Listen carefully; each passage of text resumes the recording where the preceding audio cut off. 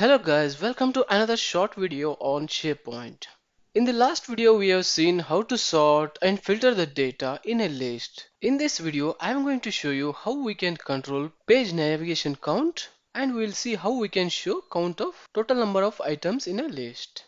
As you can see here in this list, there are more than 30 items in this list, but currently only 30 are displaying here. There might be some scenarios where you want to show more than these 30 items. So this can be easily customizable in SharePoint. And there might be another scenario where you want to show total number of list items somewhere here. So let's see how we can do those things.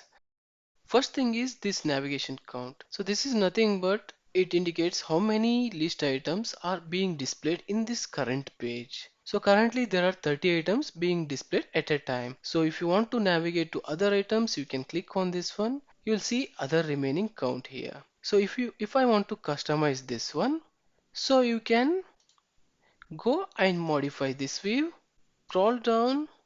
You can see there is a section by name item limit. Here the total number of items which needs to be displayed in a single page is mentioned here. If you want to change that one, you can change it based on your requirement and click on OK.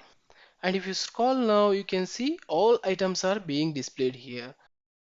There might be a scenario where you want to just show 10 items or 20 items in a page, but also you want to display total number of items somewhere in the page. To show that one, again go to modify this, scroll down, you will see a section by name totals. In this one, all the column names which your current list have that are being displayed here. So I have a reason column. I just want to show total number of items for this column. For that column, in the drop down, just select count.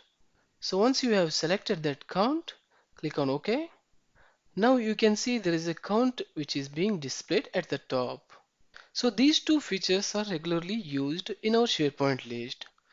Thank you guys for watching this video. If you like this video, please click on like button, share it to others and subscribe to my channel.